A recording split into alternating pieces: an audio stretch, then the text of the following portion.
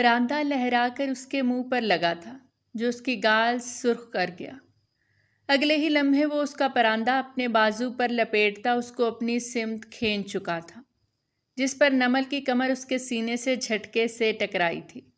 چھوڑو مجھے، ابھی جانتے نہیں تم، پکی پنجابن ہوں، کچا چبا جاؤں گی تمہیں، وہ ایک ایک لفظ چباتے ہوئے بولی، جس پر پیچھے سے بہروز خان کا قہقہا بلند ہوا۔ تم پکی پنجابن ہو تو میں بھی کٹر پٹھان ہوں، جس پر دل ہار جاؤں اس کو کسی اور کے حوالے کرنا بہروز خان کی غیرت گوارا نہیں کرتی۔ عبیرہ، کیا تم واقعی بھاگنا چاہتی ہو شادی سے؟ نمل عبیرہ کی دوست جو اس کی شادی پر اس کے گاؤں آئی تھی حیرت سے پوچھ بیٹھی۔ نمل ریاض عبیرہ خان کی دوست تھی۔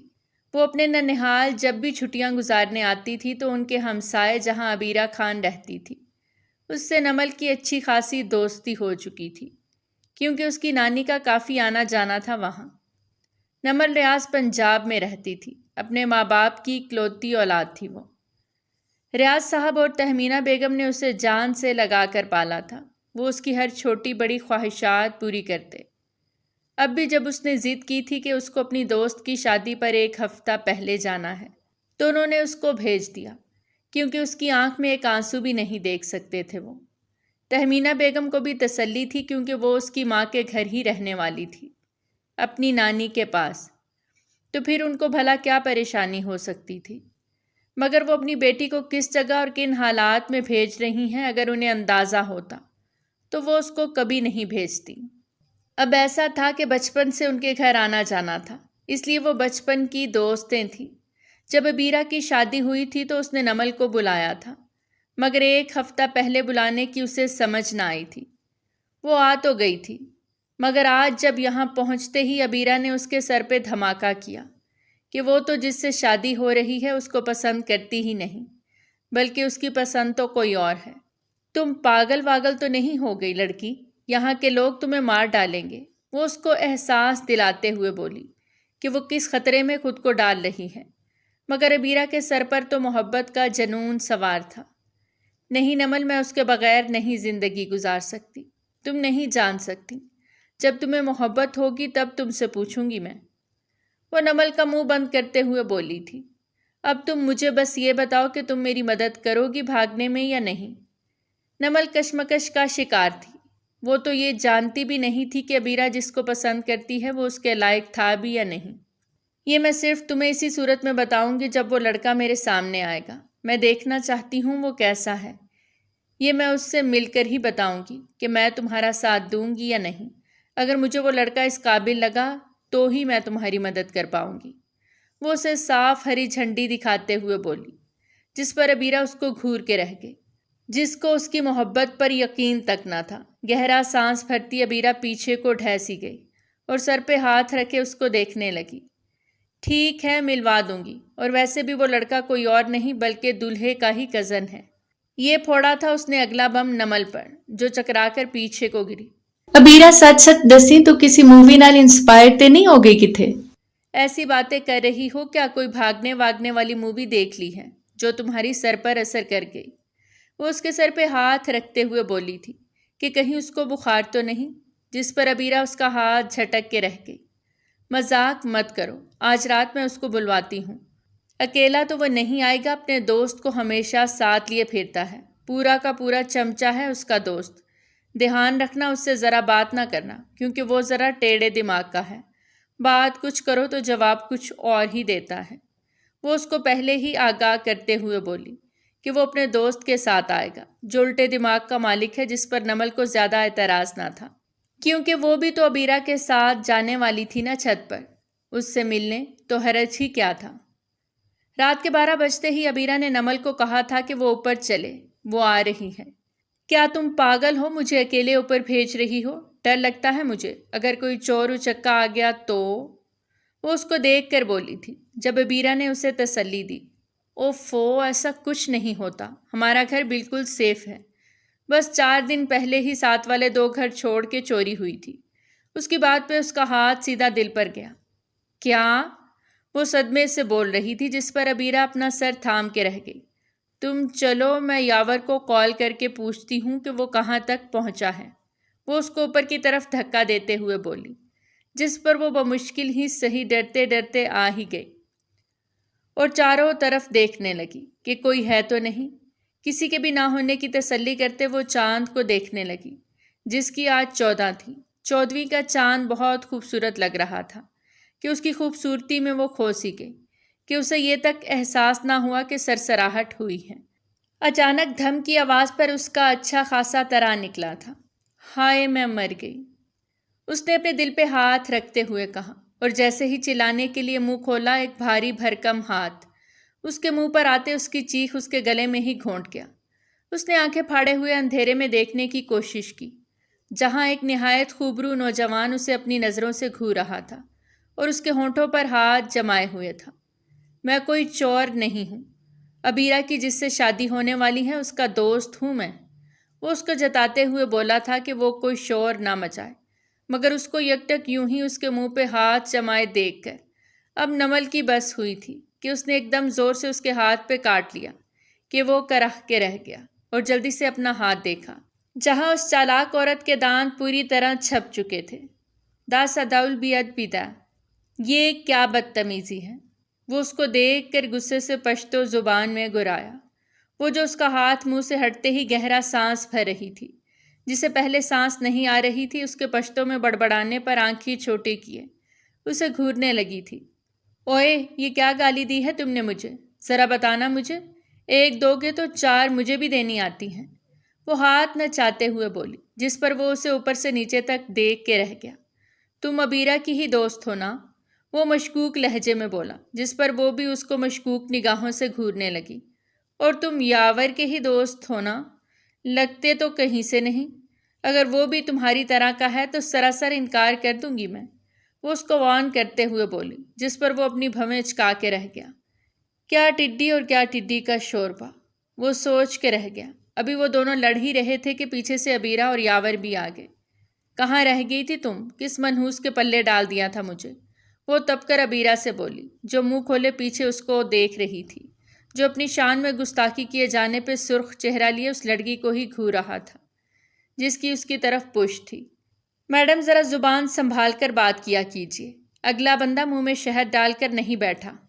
وہ پیچھے سے گرایا تھا، جس پر وہ جھٹکے سے پلٹی۔ ڈرنا تو میں نے آج تک کسی سے نہیں سیکھا، تم کیا چیز ہو؟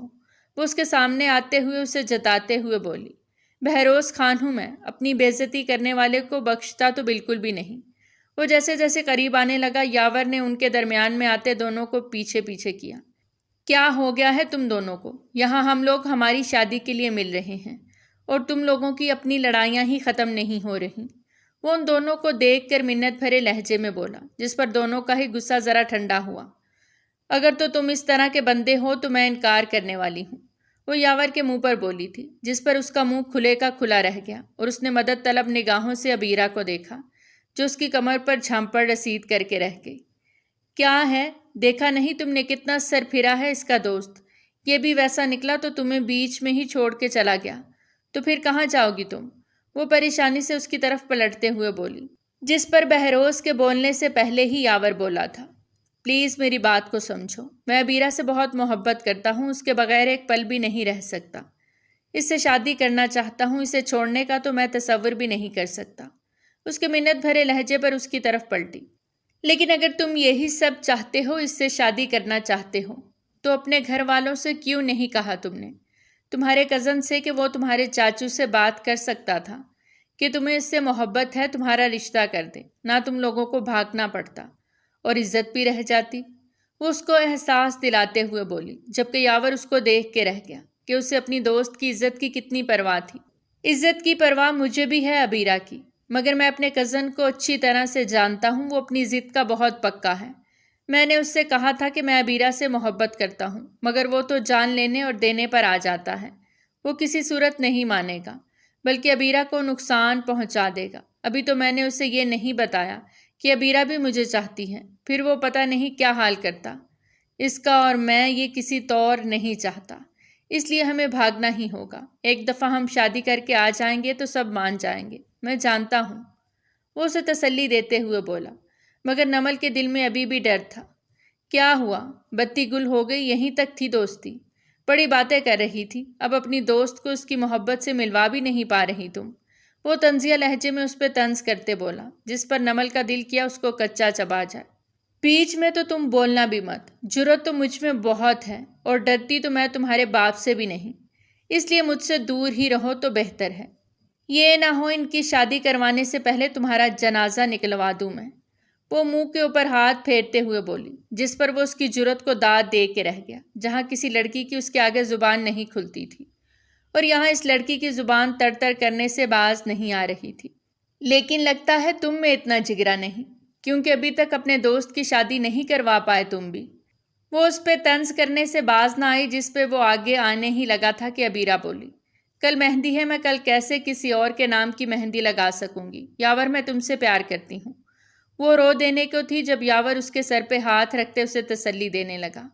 مہندی تو کل تم نے میرے ہی نام کی لگانی ہے، اور میں خود اپنے ہاتھوں سے لگاؤں گا، چاہے مجھے اس کے لیے مہندی میں ہی کیوں نہ آنا پڑے، انتظار کرنا میرا۔ وہ اس کو تسلی دیتے ہوئے بولا، جس پر وہ نم آنکھوں سے مسکرا دی۔ ان دونوں کی یہ نزدیکیاں وہ آنکھیں اور منہ دونوں کھولے دیکھ رہے تھے۔ ہاؤ رومانٹک، وہ اشتیاق سے بولی، جب کوئی گلا کھنکارتے ہوئے بولا۔ ابھی کوئی کہہ رہا تھا کہ وہ انکار کر دے گا، اور اب یہاں دلچسپیاں ہی ختم نہیں ہو رہی۔ وہ اسے چھیڑتے ہوئے بولا تھا، جس پر وہ فوراً سے اپنا منہ بند کر گئی اور کیا تھا اترا کے، جس پر بہروز خان کے دل میں جیسے محبت کا تیر پیوست ہوا۔ انہیں پیچھے سے کسی کے اٹھنے کی آواز آئی تو دونوں ہی ڈر کے نیچے بھاگ گئیں، جبکہ وہ جس چھت سے پھلانگ کر آئے تھے اس پر واپس جا چکے تھے۔ اللہ اللہ کر کے مہندی کا دن بھی آن پہنچا۔ صبح سے مہندی کی تیاریاں زور و شور سے جاری تھیں، عبیرہ کے گھر میں، جن میں نمل بھی پیش تھی۔ یہ تم اتنا بڑھ چڑھ کے تیاریوں میں حصہ کیوں لے رہی ہو؟ کیا تم اصلیت سے واقف نہیں ہو؟ عبیرہ نے اس کو ڈانس کی پریکٹس کرتے دیکھ کر کہا، اور ایک کونے میں گھسیٹتے ہوئے گھورتے بولی، جس پر وہ کھلکھلا کر ہنس دی۔ تو کیا ان کو شک میں ڈال دوں کہ تم بھاگ جاؤ گی؟ اور اب تو یہ ماننے سے انکار نہیں کر سکتے نا کہ تمہاری شادی کل ہی ہے؟ شادی تو تمہاری ہو کے رہے گی، چاہے اس سے چاہے اس سے۔ تو اب میں ڈانس بھی نہ کروں؟ میری خاص دوست کی شادی ہے یار، وہ منہ بناتے ہوئے بولی، جس پر عبیرہ بھی کچھ لمحوں کے لیے مسکرا دی۔ ٹھیک ہی تو کہہ رہی تھی وہ، اگر یاور کے کزن سے شادی نہ بھی کرتی تو اسے یاور سے تو شادی کرنی ہی تھی نا۔ اس لیے وہ بھی دل سے خوش ہو گئی۔ اب باری تھی تیار ہونے کی۔ سب سے پہلے اس نے عبیرہ کو تیار کیا۔ میک اپ میں تو وہ ایکسپرٹ تھی، اس لیے جلد ہی وہ عبیرہ کا خوبصورت سا میک اپ کر چکی تھی، جسے دیکھ عبیرہ بھی اس کی صلاحیتوں سے حیران رہ گئی۔ ارے واہ، تم تو بہت اچھا میک اپ کرتی ہو، پہلے پتا ہوتا تو اپنی شادی کے لیے بھی اپوائنٹ کر لیتی تمہیں، وہ آنکھ مارتے ہوئے بولی۔ تو دونوں ہی ہنس دیں۔ لیکن نمل، مجھے ڈر لگ رہا ہے اگر کچھ گڑبڑ ہو گئی تو، اور آج تو ویسے بھی یاور سب کے سامنے آنے والا ہے۔ اس کا کزن تو اس کو نہیں آنے دے گا، کیونکہ وہ سب حقیقت سے واقف ہے کہ وہ مجھے چاہتا ہے، تو پھر اس کا وجود کیسے برداشت کر لے گا وہ ڈرتے ہوئے بولی، جس پر نمل اس کے کاندھے پہ ہاتھ رکھ کر تسلی دیتی رہ گئی۔ کوئی بات نہیں، اب پیار کیا ہے تو ڈرنا کیا، وہ آئے گا ہیرو کی طرح، تو فکر ہی نہ کر۔ وہ اس کے گلے سے لگتے ہوئے اس کے گال پہ لب رکھتے بولی، تو وہ خوش ہو گئی۔ یقیناً نمل کی باتوں سے اس کو تسلی ضرور ہوئی تھی۔ اب تم ایسے ہی کیا کھڑی ہو؟ ڈانس کی پریکٹس تو تم نے کر لی، اور ابھی تک سر جھاڑ منہ پھاڑ کھڑی ہو، تیار بھی نہیں ہوئی۔ جلدی کرو، تمہاری تو ڈانس پرفارمنس آنے والی ہے۔ میں خوب انجوائے کروں گی، کیونکہ یہ میری شادی ایک ہی دفعہ ہونی ہے، اس لیے کھل کر ہی انجوائے کروں گی۔ جلدی سے فٹافٹ تیار ہو جاؤ تم بھی، وہ اس کو واش روم میں گھسیٹتے ہوئے بولی۔ واش روم سے فریش ہو کر آ کے اب وہ اپنا لہنگا پہننے والی تھی۔ کمرہ خالی ہو چکا تھا، اس لیے وہ دروازہ بند کر چکی تھی۔ اورنج رنگ کا لہنگا اور شاکنگ پنک رنگ کا دوپٹہ اوپر لیتے وہ اس وقت کسی حور سے کم نہیں لگ رہی تھی۔ گوری رنگت اور غزالی آنکھیں اسے چار چاند لگا رہی تھیں۔ ہلکا سا پنک لپ گلوز اور ونگ لائنر اس کی آنکھوں کو اور خوبصورت بنا گیا تھا، جیسے اس کی آنکھوں میں ڈوب جانے کا دل کرتا۔ فٹافٹ کانوں میں جھمکے پہنتے، ہاتھوں میں چوڑیاں ڈالتے وہ پوری تیار تھی۔ ارے مجھے تو معلوم ہی نہیں تھا کہ میں اتنی خوبصورت بھی لگ سکتی ہوں، آئینے میں دیکھ کر خود کو اتراتے ہوئے بولی، جس پر وہ خود ہی خود کو آئینے میں دیکھ آنکھ مار کر باہر جا چکی تھی۔ باہر جاتے ہی زوردار تصادم اس کا کسی اور سے نہیں بلکہ یاور کے دوست سے ہوا تھا، وہ جو پہلے ہی رات آنکھوں میں کاٹ کر آیا تھا، جس کی آنکھوں سے نیند روٹھ گئی تھی۔ ایک پریوش کا چہرہ اس کی آنکھوں میں جگمگا رہا تھا۔ رات سے ہی تو وہ چہرہ سونے نہ دے رہا تھا، جس نے اس کے دل کو بے چین کر رکھا تھا۔ وہی چہرہ اب حقیقت میں اس کے سامنے تھا، جسے وہ دیکھ کر سحر زدہ کسی کیفیت میں تکتا جا رہا تھا۔ بہروز خان، تم یہاں کیسے؟ تمہیں حالات کا ذرا بھی اندازہ ہے کہ نہیں؟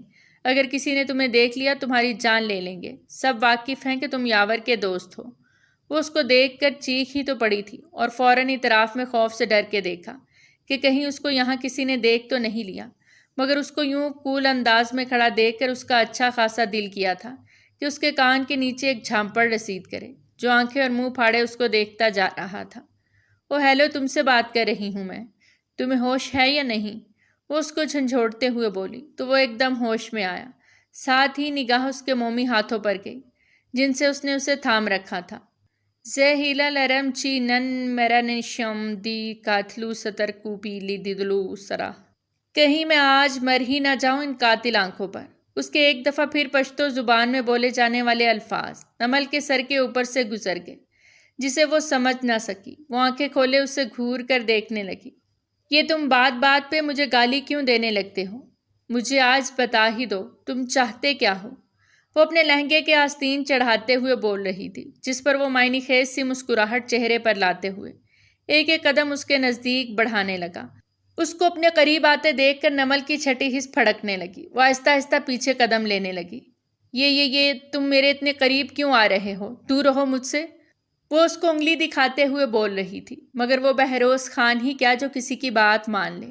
سیدھا اس تک آ کر ہی دم لیا کہ وہ پیچھے دیوار سے جا ٹکرائی۔ پیچھے ہونے کی ذرا بھی گنجائش نہ تھی جب وہ اس کے سینے پہ ہاتھ رکھ کے اس سے اور آگے آنے سے روک گئی۔ تم پاگل ہو گئے ہو خان، مرنا ہے کیا بھری جوانی میں؟ اگر تمہیں کسی نے میرے اتنے قریب دیکھ لیا تو کوئی تمہیں یہاں سے زندہ نہیں جانے دے گا۔ جان سے جاؤ گے تم۔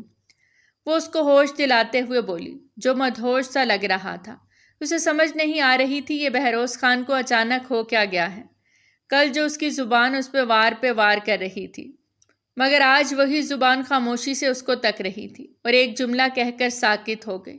اس کی نمل کو بالکل بھی سمجھ نہیں آ رہی تھی جب وہ یکٹک اس کی نگاہوں میں دیکھ رہا تھا۔ جان سے تو پہلے ہی جا چکا ہوں، مگر اس بات کا تمہیں شاید اندازہ نہیں۔ وہ اس کے کان میں سرگوشی کرتے ہوئے بولا اور ذرا پیچھے ہوا۔ وہ جو 2 لمحوں کو ساکت رہ گئی تھی، اس فضول خیز ماحول سے ہوش میں آئی اور سر جھٹکتے ہوئے فوراً بولی، آخر تم کر کیا رہے ہو یہاں؟ میرے یار کی شادی ہے، وہ بھی اٹینڈ نہ کرتا؟ وہ جیسے اس کو یاد دلاتے ہوئے بولا۔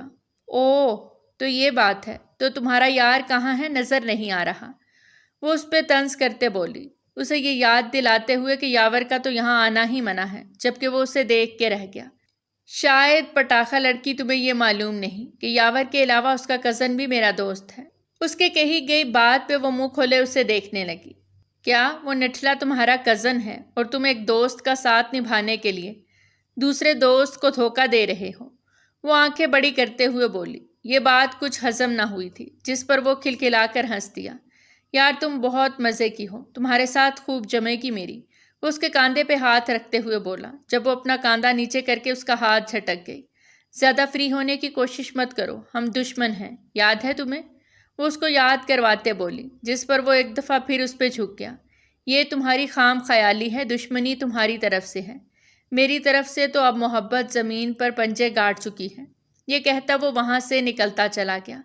پیچھے وہ ساکت سی اس کے جملے کو سمجھنے کی کوشش کر رہی تھی کہ کیا جو اس نے سمجھا تھا وہ درست تھا، اور بات سمجھ میں آتے ہی اس کا چہرہ شرم اور غصے سے سرخ ہو گیا۔ وہ اس کو اتنے کیجول انداز میں پرپوز کر کے جا چکا تھا اور وہ ایسے ہی کھڑی رہ گئی، اس کے بال بھی نہ نوچ پائے۔ وہ پیر پٹکتے ہوئے سیدھا لاؤنج میں آئی، جہاں سیدھا گانا اور پرفارمنس تیار ہو چکی تھی۔ سارے ایک کے بعد ایک پرفارمنس کر رہے تھے، جبکہ اس کی قاتل نگاہیں صرف بہروز خان پر ہی تھیں، جو اس وقت دولہے کے ساتھ بیٹھا ہوا تھا۔ تھوڑا فاصلہ رکھ کر ابیرہ کو بھی بٹھایا گیا، جبکہ وہ اس کے پاس بیٹھتی ہوئی بہروز خان کو قاتل نگاہوں سے دیکھنے لگی۔ ابیرہ نے محسوس کیا تو اس کی طرف منہ کرتے بولی، تم اس کو اس طرح کی کھا جانے والی نظروں سے کیوں دیکھ رہی ہو؟ کیا بگاڑا ہے اس نے تمہارا؟ آج تو بخش دو اسے۔ ابیرہ نے اسے شانت کرنا تھا جب وہ اس کے کان میں سرگوشی کرتے بولی، یہ تو پکا میرے ہاتھوں سے ضائع ہو جائے گا، آج اس نے میرے منہ پر مجھے پرپوز کر دیا۔ وہ اس کو جتاتے ہوئے بولی، جس پر ابیرہ جو پانی کا گلاس تھام کر ابھی پینے لگی تھی، اس کو غوطہ لگا تھا شدید۔ کیا بہروز خان نے تمہیں پرپوز کیا؟ اس سڑیل شخص کو جسے کوئی لڑکی پسند نہیں آتی، اسے تم میں کیا پسند آ گیا؟ وہ اسے اوپر سے نیچے تک دیکھ کر بولی، جس پر اب گھوریوں کا رخ وہ اپنی دوست کی طرف کر چکی تھی۔ تمہارے کہنے کا مطلب کیا ہے؟ ایسا کون سا شخص ہے جو مجھے پسند نہیں کرے گا؟ وہ ذرا گردن اکڑاتے ہوئے بولی، جس پر عبیرہ اپنا سر تھام کے رہ گئی۔ کیا ہوتا جو دوست سر پھرے ایک دوسرے سے محبت میں پڑ جاتے؟ وہ سوچ ہی سکتی تھی بس۔ او یہ دلہن رانی، اتنا پریشان ہونے کی ضرورت نہیں ہے۔ یہ منہ پر بجے 12 ٹھیک کرو۔ سب مشکوک نظروں سے دیکھ رہے ہیں، اور تمہیں معلوم ہے تمہاری مہندی کسی اور کے نہیں بلکہ سب سے پہلے اپنے یاور کے ہاتھوں سے ہی لگنے والی ہے۔ نمل اس کے کان میں اسے چھیڑتے ہوئے بولی تھی کہ عبیرہ نے شرما کر سرخ پڑتے اس کے بازو پر اسے چٹکی کاٹی کہ وہ کر کے رہ گئی۔ بس کر یار، وہ آیا نہیں کیا ابھی تک؟ دل گھبرا رہا ہے میرا، جانے کیوں، پتہ نہیں۔ پتہ تو کر اس کا۔ آ جائے گا۔ اپنے محبوب کے لیے بندہ چھت سے بھی کود جاتا ہے، تو پھر یہ مہندی کیا چیز ہے؟ نمل نے آنکھ مارتے ہوئے کہا۔ دوسری طرف یاور سفید شلوار قمیض اور ہلکے سبز واسکٹ میں ٹھیک ٹھاک تیار ہوتا چپکے سے ایک پردے کی آڑ سے حویلی میں داخل ہوا۔ عبیرہ کی ایک پرانی ملازمہ نور بھی اس کو پردے کے پیچھے لے گئی، جیسا کہ رات کو پلان کیا گیا تھا۔ اس سب کھیل میں ان کی پرانی ملازمہ بھی شامل تھیں، جنہوں نے بچپن سے عبیرہ کو ماں بن کر پالا تھا۔ ان کو اچھی طرح پتا تھا کہ عبیرہ اس رشتے سے خوش نہیں، اس لیے وہ ان کا ساتھ دے رہی تھیں۔ جلدی کرو بیٹا، کسی نے دیکھ لیا تو قیامت آ جائے گی، نور بی نے یاور کو کھڑکی کھولتے اندر گھساتے گھبرائے ہوئے لہجے میں کہا۔ تم یہ پکڑو، میں عبیرہ کو لے کر آتی ہوں۔ وہ اسے مہندی کی پلائی پکڑاتے باہر گئی تھی عبیرہ کو لینے کے لیے۔ یاور نے ایک شیشے کی چھوٹی پیالی میں مہندی گھولی۔ جو اس نے عبیرہ کے آنے کی آہٹ سنی تھی، لب آپ مسکرا دیے۔ باہر نور بھی اور نمل پہرا دے رہی تھی، اور حویلی کے باہر بہروز خان، تاکہ کوئی یاور کو دیکھ نہ سکے۔ یاور، کہاں ہو تم؟ عبیرہ کھڑکی کے پاس جاتے بولی، جب یاور نے آہستہ سے پردے کی دوسری طرف سے ہاتھ بڑھا دیا، جہاں عبیرہ پہلے سے اپنے ہاتھ بڑھائے منتظر کھڑی تھی۔ یاور، وہ صرف اس کی سانسوں سے پہچان گئی تھی۔ تمہیں اپنے نام کی مہندی تمہارے ہاتھوں پر لگانے آیا ہوں، وعدہ کیا تھا نا، پہلے میں ہی لگاؤں گا، وہ دھیرے سے بولا، جیسے ہی اس کی انگلی عبیرہ کے ہاتھوں پر مہندی کی لکیر کھینچنے لگی۔ عبیرہ کے دل زور زور سے دھڑکنے لگا، جیسے مانو ابھی باہر ہی آ جائے گا۔ زندگی میں پہلی بار کسی مرد کا لمس یوں محسوس کیا تھا۔ عبیرہ نے وہ چپ چاپ کھڑی رہی، اس لمحے کو محسوس کرتی رہی۔ بس کرو اب، اگر کسی نے دیکھ لیا تو، عبیرہ نے کانپتی آواز میں کہا۔ بس ایک آخری بات، یاور نے سرگوشی کی، شادی کے بعد تمہیں ہر روز میرے لیے مہندی لگانی ہوگی، کیونکہ تمہارے ہاتھوں پر اپنے نام کی مہندی دیکھنا سب سے زیادہ عزیز ہے مجھے۔ یہ کہتے وہ وہاں سے جا چکا تھا۔ اسے باہر آتے دیکھ نمل نے سکھ کا سانس لیا۔ تو آ گئی میری بنو، اپنے سیاں سے مہندی لگوا کر ذرا دکھاؤ تو مجھے بھی، اس نے عبیرہ کی مہندی دیکھتے کہا، جو وہاں سے شرما کر بھاگ چکی تھی۔ جب نمل بھی اس کے پیچھے جانے لگی، اپنا پراندہ ڈھیلا محسوس کرتے اس نے ٹائٹ کیا اور پیچھے کی طرف جھٹکا دیا۔ پراندہ لہرا کر بہروز خان کے منہ پر لگا، جو اس کی گال سرخ کر گیا۔ اگلے ہی لمحے وہ اس کا پراندہ اپنے بازو پر لپیٹتا اس کو اپنی سمت کھینچ چکا تھا، جس پر نمل کی کمر اس کے سینے سے جھٹکے سے ٹکرائی۔ چھوڑو مجھے، ابھی جانتے نہیں تم پکی پنجابن ہوں، میں کچا چبا جاؤں گی تمہیں، وہ ایک ایک لفظ چباتے ہوئے بولی، جس پر پیچھے سے بہروز خان کا کہا بلند ہوا۔ تم پکی پنجابن ہو تو میں بھی کٹر پٹھان ہوں، جس پر دل ہار جاؤں اس کو کسی اور کے حوالے کرنا بہروز خان کی غیرت گوارا نہیں کرتی۔ یہ اپنی چاپلوسانہ باتیں جا کر کسی اور کے سامنے کرنا۔ میں تمہاری یہ ہیرو پنتی سے پگھلنے والی نہیں ہوں، نہ ہی میرا تم پر دل آنے والا ہے۔ وہ اس کی طرف مڑتے ہوئے تیز ترار آنکھیں اس کی محبت سے لبریز آنکھوں میں ڈالتے بولی، جس پر وہ اپنا دل تھام کے رہ گیا۔ ایک ہی دل ہے، کتنی بار لوٹو گی؟ کہا تو ہے تمہارے علاوہ کوئی آنکھوں کو جچتا ہی نہیں، وہ گردن ترچھی کرتے بولا، جس پر وہ دانت پیستے ہوئے بولی، تو نظر کا چشمہ لگوا لو نا، پھر شاید کوئی پسند آ جائے۔ یہ کہہ کر وہ وہاں سے جا چکی تھی، جبکہ پیچھے وہ سر گرا کر ہنسنے لگا۔ اس لڑکی سے ایسے ہی جواب کی امید تھی اسے۔ نمل کی پرفارمنس کی باری آ چکی تھی۔ اس نے لڑ گئیاں اکھیاں گانے پر ڈانس کیا تھا، جب پیچھے سے بہروز خان نے اس کا ساتھ دیا۔ جہاں جہاں وہ جاتی وہاں وہاں وہ اس کے پیچھے آ جاتا۔ اب تو اس کا دماغ سن ہو کے رہ گیا۔ آخر وہ اس کے شر سے بچ کر جاتی کہاں، جو اس کے ساتھ ایلفی کی طرح چپک چکا تھا۔ آخر اس کی طرف پلٹتے ہوئے اس نے پوچھ ہی لیا، جانے کا کیا لوگے تم؟ وہ اسی طرف دیکھتے ہوئے تپ کر بولی تھی، تمہارا دل۔ وہ دو بدو لہجے میں بولا۔ وہ اس کی دھڑکنیں لمحے بھر کو بڑھا گیا۔ وہ کوئی محبت کی اتنی بڑی فین نہیں تھی، مگر یہ شخص اسے یہ یقین دلانے پر تلا ہوا تھا کہ آج کے دور میں بھی سچی محبت موجود ہے۔ تم، نمل نے آنکھیں گھماتے ہوئے کہا۔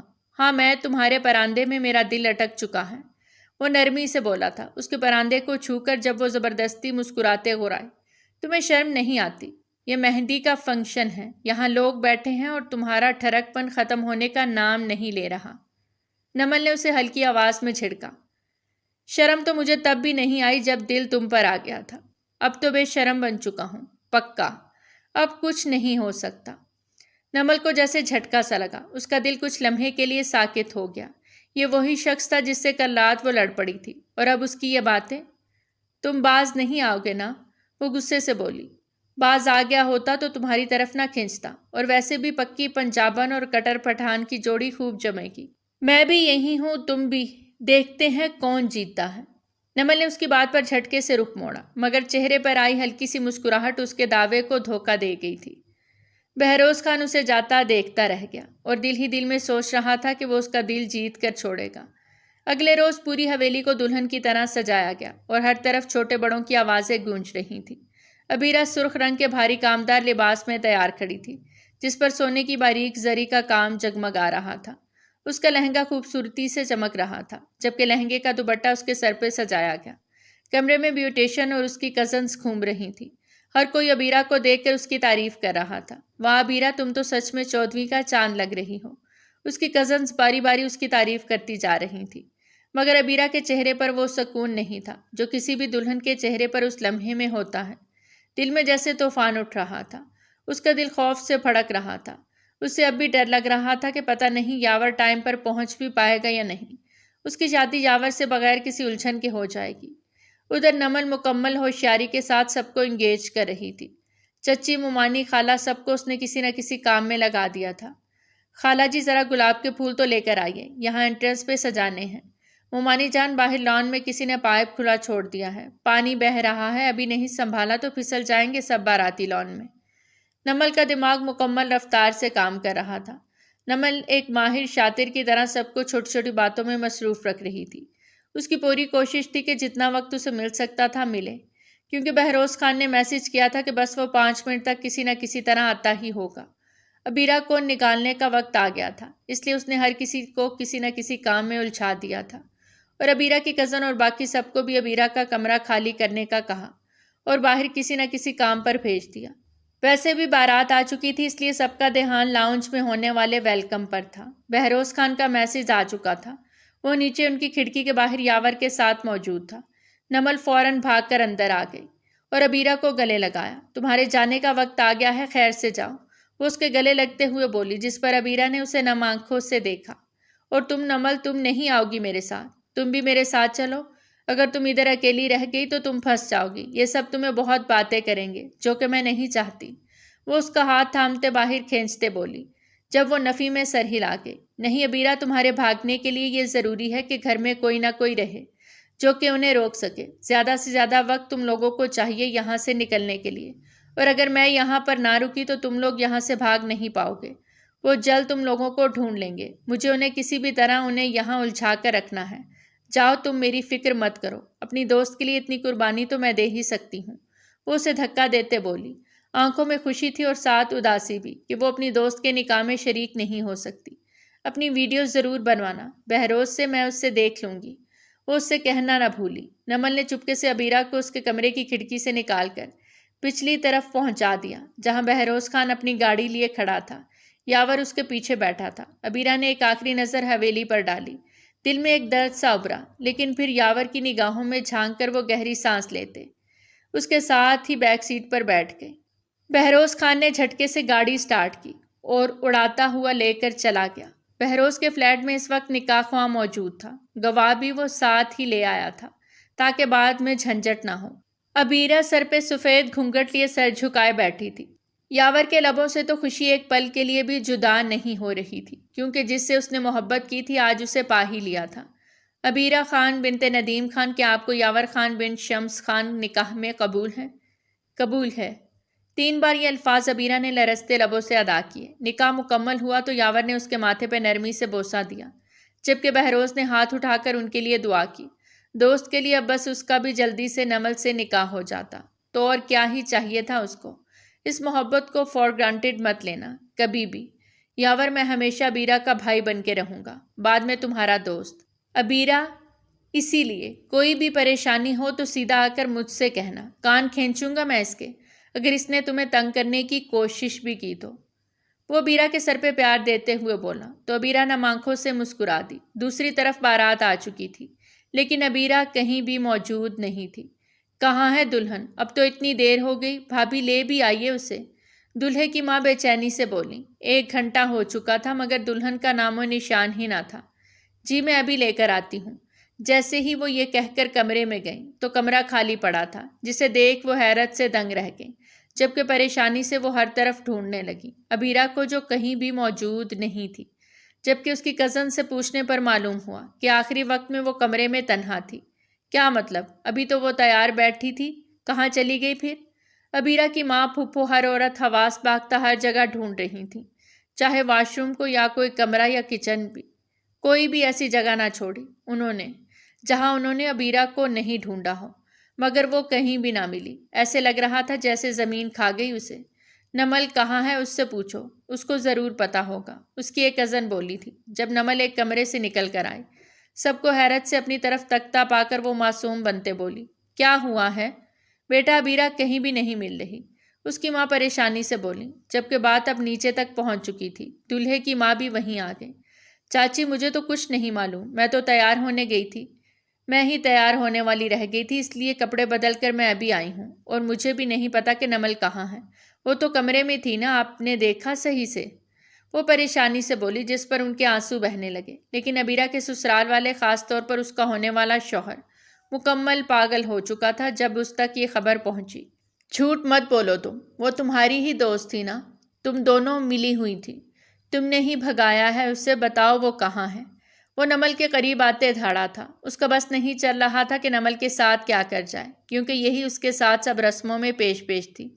اس کو تو پہلے ہی شک ہو رہا تھا کہ سب کچھ اتنی آسانی سے کیسے ہو رہا ہے، مگر اب سمجھ میں آیا تھا کہ دال میں کچھ کالا نہیں، پوری کی پوری دال ہی کالی تھی۔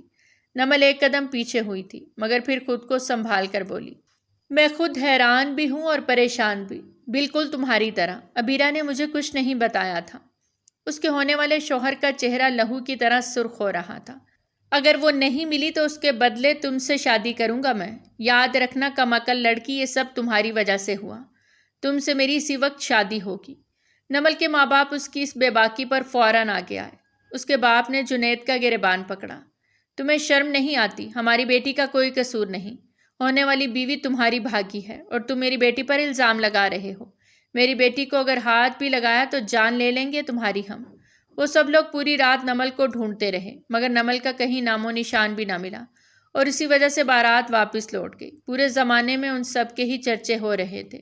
جنید جانتا تھا کہ وہ یاور کے ساتھ ہی بھاگی ہے، کیونکہ دوسری طرف یاور بھی غائب تھا، اس لیے اس نے سب کو بتا دیا تھا کہ وہ کسی اور کے نہیں بلکہ اس کے اپنے کزن کے ساتھ ہی بھاگی ہے۔ رات گزر گئی تھی مگر جنید کی بے عزتی کا غم کم نہ ہوا۔ یاور اور عبیرہ کے نکاح کی باتیں پورے علاقے میں پھیل گئیں۔ سب جانتے تھے کہ اگر وہ دونوں بھاگ گئے ہیں تو دونوں نے نکاح کر لیا ہوگا۔ اسے صاف صاف محسوس ہو رہا تھا کہ عبیرہ نے اس کے منہ پر کالک کا تھپڑ مارتے اسے دنیا کے سامنے اس کے غرور کو توڑ دیا ہے۔ اسی رات اس نے شراب کے نشے میں دھت ہو کر اپنے کزنز کو بلایا اور حکم دیا کہ کسی بھی طرح وہ نمل کو اس کی حویلی سے اٹھا کر لے آئیں۔ وہ عبیرہ کے بھاگ جانے کا بدلہ نمل سے لینا چاہتا تھا۔ اس نمل کو اٹھا کر لاؤ کیسے بھی کر کے، کیونکہ اس سب کی وہی اصل جڑ ہے۔ مجھے کسی بھی حال میں اسے سبق سکھانا ہے۔ نمل کو پہلے تو نیند ہی نہ آ رہی تھی۔ اسے یہ ڈر تھا کہ کہیں وہ لوگ اس کو فون نہ کر دیں، کیونکہ اس پر گہری نگاہ رکھی ہوئی تھی، کیونکہ یہ سب یہی سمجھتے تھے کہ وہ ہر وقت اس کے ساتھ رہتی تھی۔ پھر ایسا کیسے ہو سکتا تھا کہ اسے معلوم نہ ہو کہ عبیرہ کہاں بھاگی تھی یا کس کے ساتھ ہے؟ سب کو لگتا تھا کہ وہ اس بات سے ضرور آگاہ ہوگی کہ عبیرہ بھاگ کر کہاں گئی ہے، مگر نمل نے صرف خاموشی اختیار کر رکھی تھی۔ اس کے ماں باپ کئی بار اس سے پوچھ چکے تھے مگر اس نے زبان سے ایک لفظ تک نہ نکالا، کیونکہ وہ اپنی دوست کا ساتھ آخری دم تک نبھانا چاہتی تھی۔ وہ ایسی بے فیض دوست نہیں بننا چاہتی تھی جو اپنے دوستوں کی کمر میں چھرا گھونپ دیتے ہیں۔ جیسے ہی رات 1:30 بجے اس پر نیند کی دیوی مہربان ہوئی تو 2 نقاب آدمی اس کے کمرے کی کھڑکی سے داخل ہوئے اور اس کے منہ کپڑے سے بند کر کے اٹھا لے گئے۔ وہ چیخ رہی تھی، چلا رہی تھی، مگر اس کے منہ پر ہاتھ رکھ کر اس کی تمام چیخوں کا گلا گھونٹ چکے تھے۔ وہ اپنے آپ کو ان سے آزاد کروانے کی کوشش کر رہی تھی، ہاتھ چلا رہی تھی، پاؤں چلا رہی تھی، مگر وہ اس کو بری طرح قابو کر چکے تھے۔ اسے وحشت ہو رہی تھی کہ وہ لوگ اسے کہاں لے کر جا رہے ہیں۔ وہ نہیں جانتی تھی کہ اس کو اپنی دوست کی مدد کرنے کی اتنی بھاری قیمت چکانی پڑے گی۔ وہ اسے بے ہوش کر چکے تھے۔ جب نمل ہوش میں آئی تو وہ کسی پرانی حویلی کے ویران کمرے میں تھی۔ اندھیرے میں اس کے سامنے کسی شخص کا وجود کھڑا تھا۔ تھوڑی دیر بعد جب اس کی آنکھیں دیکھنے کے قابل ہوئیں تو اس نے دیکھا کہ جنید مکروہ تاثرات لیے اس کے سامنے کھڑا تھا، آنکھوں میں خون اترا ہوا تھا۔ تو نے لڑکی میرے غرور کو خاک میں ملا دیا، اب میں تمہیں توڑوں گا، اور ایسا توڑوں گا کہ یقین رکھو کوئی تمہیں جوڑ نہیں پائے گا۔ تیری سب سے بڑی غلطی یہ تھی کہ تو نے اپنی دوست کو بھگانے میں مدد کی، یہ جانتے بوجھتے کہ وہ میری بیوی بننے والی تھی، جنید کی بیوی۔ وہ اس کے چہرے کو بری طرح دبوچتے ہوئے بولا، جس پر وہ نفی میں سر ہلانے لگی۔ میں نے کچھ نہیں کیا، تمہیں کیوں سمجھ نہیں آتی؟ میں نے نہیں بھگایا اسے۔ وہ گلا پھاڑ کر چیخی تھی جب اگلے ہی پل وہ اس کے منہ پر تھپڑ رسید کر گیا کہ اس کے ہونٹ سے خون کی لکیر بہہ نکلی۔ نمل نے شدت درد سے چیخنے کی کوشش کی، مگر آواز گلے سے نکل نہ سکی، آنسوؤں کے باعث۔ جنید اس کی طرف بڑھا، اس کے ہاتھ کپ کپا رہے تھے، وہ اپنی حرکات پر مکمل قابو نہیں کر پا رہا تھا۔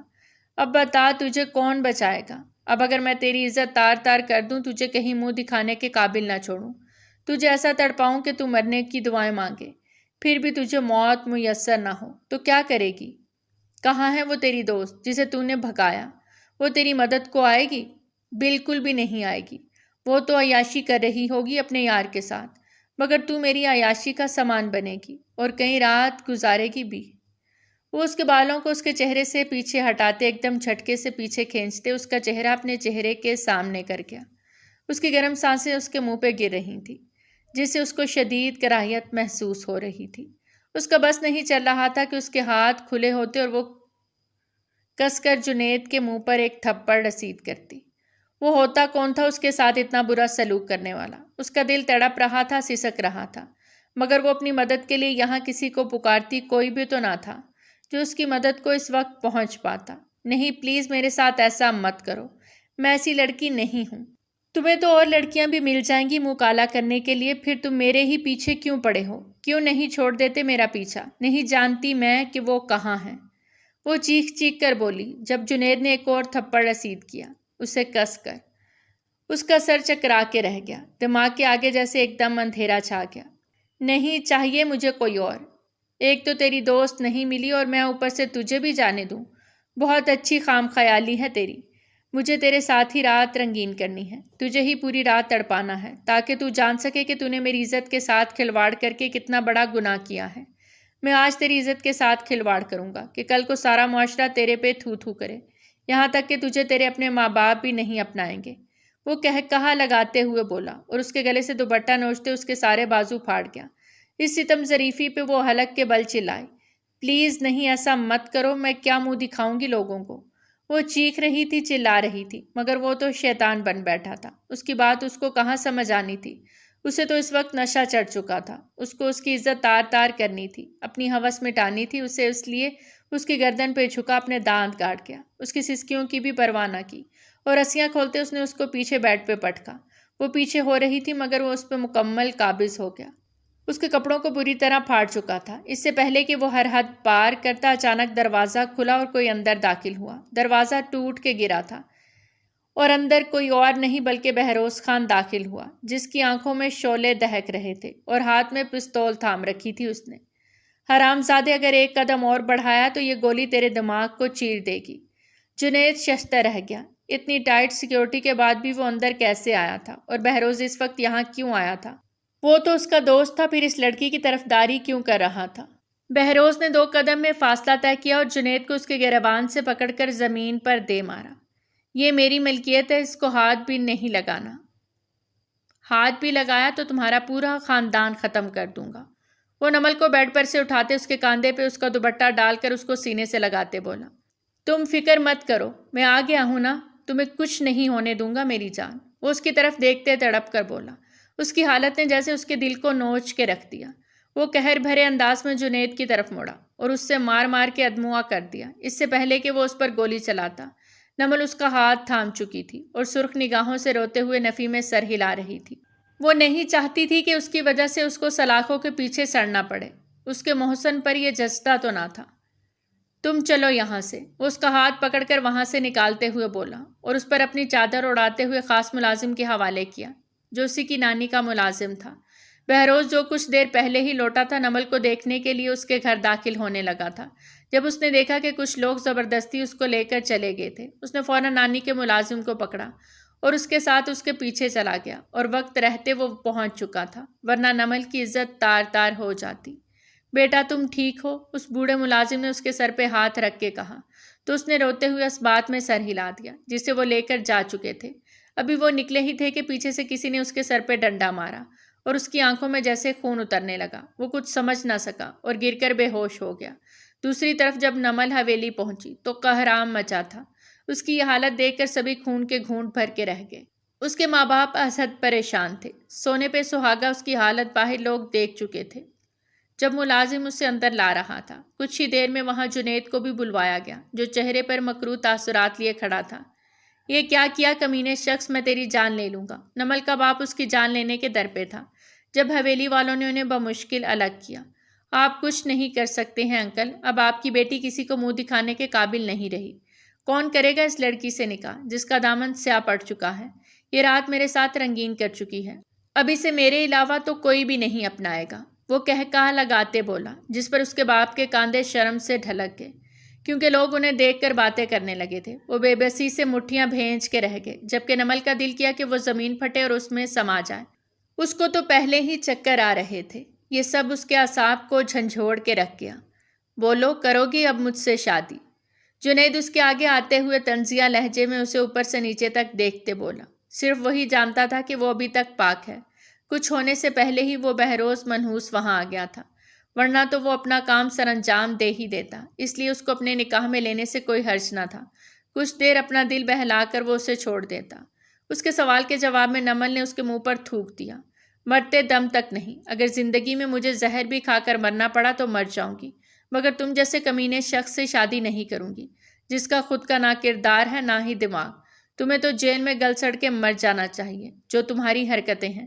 اچھا ہے ابیرہ تم سے پہلے ہی بھاگ گئی، ورنہ تم جیسے مینٹل پرسن کے ساتھ گزارا کرنا اس کے بس کی بات نہ تھی۔ بہت اچھا ہوا جو وہ تمہیں چھوڑ کر بھاگ گئی۔ تم اسی کالک کے لائق ہو جو تمہارے منہ پہ لگ چکی ہے۔ وہ حلق کے بل دھاڑی تھی اور اس کے منہ پر کئی تھپڑ جڑ دیے، جس پر وہ خونخوار نگاہوں سے گھورتے ہوئے اس پہ ہاتھ اٹھانے لگا جب لوگوں نے پکڑ کر اسے پیچھے کیا۔ تم چاہے جو مرضی کہہ لو لڑکی، تمہارا دامن سیاہ ہو چکا ہے، اب تم سے کوئی شادی نہیں کرے گا۔ اس وقت شدت سے اس نے مرنے کی دعا کی تھی۔ وہ ہنستے ہوئے اس پہ طنز کے تیر برسا رہا تھا جب حال میں ایک آواز گونج اٹھی، میں کروں گا اس سے شادی۔ اس کی آواز پہ سبھی نے مڑ کے پیچھے دیکھا جہاں بہروز خان سر پہ پٹی باندھے موجود تھا، اس گاؤں کے پاس والے گاؤں کا سردار جس کے ماں باپ بچپن سے ہی حیات نہ تھے، مگر اس نے تنہا اپنے گاؤں کو بھی سنبھالا تھا اور اپنی حویلی کو بھی۔ کون نہیں جانتا تھا اس شخص کو، مگر اتنا معزز شخص ان کی بیٹی سے کیوں شادی کرنا چاہتا تھا؟ نمل کا باپ سوچ کے رہ گیا کیونکہ ان کی بیٹی کے دامن پر تو داغ لگ چکا تھا، جبکہ وہ آنکھوں میں حیرت لیے اس شخص کو دیکھ رہی تھی جو نہ کہ اس کو مسیحا تھا، اس سے محبت کا دعوے دار بھی تھا۔ آخر آج اس نے اپنا کہا سچ کر ہی دکھایا تھا۔ وہ جو کہتا تھا کہ اس کی محبت صرف لفظوں کی محتاج نہیں تھی، آج وہ اپنے عمل سے ثابت کرنا چاہتا تھا۔ وہ اکیلا نہیں آیا تھا بلکہ اپنے ساتھ نکاح خواہ کو بھی لایا تھا۔ چلیے مولوی صاحب پڑھائیے نکاح، اور آنن فانن ان دونوں کا نکاح ہو گیا۔ اس نے آنکھوں میں خوشی کے آنسو لیے دستخط کیے۔ وہ نہیں جانتی تھی سچی محبت کیا تھی، مگر آج اسے صحیح لفظوں میں بہروز خان نے یقین دلایا تھا، نہ کہ وہ صرف اس سے سچی محبت کرتا ہے بلکہ تعمر اس کا ساتھ نبھانے کا ارادہ رکھتا ہے۔ اس کو غرض نہیں تھی کہ اس کے دامن پہ کون سے داغ لگے ہیں، کیا وہ پاک ہے یا نہیں، مگر اس نے اس کے تن کو نہیں چاہا تھا بلکہ من کو چاہا تھا، اس لیے اس کو اپنانا چاہتا تھا۔ اس کی آنکھوں میں ابھی بھی محبت کا ٹھاٹھے مارتا سمندر دیکھا جا سکتا تھا۔ نمل کے والدین خوشی سے مسکرا رہے تھے، آخر ان کی بیٹی کی زندگی کو بھی منزل مل ہی گئی تھی۔ دوسری طرف جنید جو قہر برساتی آنکھوں سے ان کو دیکھ رہا تھا، وہ کڑ کے رہ گیا۔ اس نے تو بہروز خان کو اتنا پٹوایا تھا بے ہوشی میں، اور اتنی مار کھانے کے بعد بھی وہ ہوش میں کیسے آ سکتا تھا اور یہاں کیسے پہنچ سکتا تھا؟ وہ سوچ کے رہ گیا اور خون کے گھونٹ بھر گیا جب بہروز خان نے تمسخرانہ نظروں سے اس کو دیکھا۔ تمہیں کیا لگا تھا جنید خان کہ تم مجھے وہاں مرنے کے لیے چھوڑ آؤ گے اور میں مر جاؤں گا؟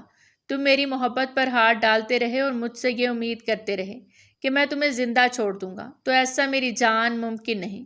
تمہیں جب تک قبر میں نہ پہنچا لیتا میں تب تک نہیں مرتا، سمجھے؟ تم نے میری محبت پر ہاتھ ڈالا ہے، اس کا سبق تمہیں سکھانا ہی پڑے گا۔ وہ پولیس والوں کو اشارہ کرتے بولا جو اندر آتے اسے گرفتار کرنے لگے۔ نہیں، چھوڑو مجھے، کون ہو تم لوگ؟ ہاتھ بھی کیسے لگایا؟ میں اس گاؤں کا ہونے والا سردار ہوں۔ وہ چھٹپٹا رہا تھا مگر پولیس والوں نے اسے 2 جھامپڑ لوگوں کے سامنے مارتے اسے اریسٹ کر لیا تھا اور ساتھ لے جانے لگے۔ تمہاری سزا سلاخوں کے پیچھے ہے اور یقین رکھو تمہیں سزائے موت ہوگی، اس کو میں یقینی بناؤں گا۔ وہ اس کے منہ پر مکہ مارتے بولا جس پر اس کا ہونٹ پھٹ پڑا۔ یہ سزا تمہارے لیے بہت کم ہے مگر اس سے بہتر کوئی اور نہیں، وہ اس کے کاندھے کو جھٹکتے بولا جبکہ اسے پولیس لے کر جا چکی تھی۔ دوسری طرف جب عبیرہ اور یاور نے ان کا حال سنا تو وہ بھی فوراً آ گئے اور اپنے گھر والوں سے معافی مانگی، کیونکہ وہ پہلے ہی جانتے تھے کہ جنید کس کماش کا آدمی ہے، مگر ان کے ماں باپ نے ان کی بات نہ مانی۔ اب سب کچھ سب کے سامنے تھا، اس لیے سبھی اپنے فیصلے پر شرمندہ تھے اور خوشی خوشی ان دونوں کی بھی شادی سب کے سامنے کروائی۔ رات وہ دونوں کمرے میں موجود تھے جبکہ بہروز اسے ایسی آنکھوں سے دیکھ رہا تھا جیسے وہ پتہ نہیں کون سا انمول خزانہ ہو۔ اس کو اپنی طرف یوں تکتا پا کر وہ ایک دم اس کی آنکھوں پر ہاتھ رکھ گئی۔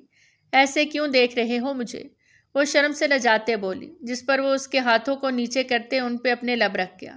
دیکھ رہا ہوں دنیا میں کوئی اتنا بھی خوش قسمت ہو سکتا ہے جیسے کہ میں ہوں، مجھے زندگی میں ہی جنت عطا کر دی گئی ہے۔ وہ سرخرو ہوتے بولا، مگر میں اتنی پاک نہیں رہی، مجھے تمہارے لیے خود کو سنبھال کے رکھنا چاہیے تھا۔ وہ سسک کر بولی جب اس نے فوراً نفی میں سر ہلاتے اسے سینے میں بھینچا۔ ایسا سوچنا بھی مت، میرے لیے تمہارے سے زیادہ پاک لڑکی اس دنیا میں کوئی نہیں، اور تم ہی ہوگی میرے لیے اول و آخر بھی۔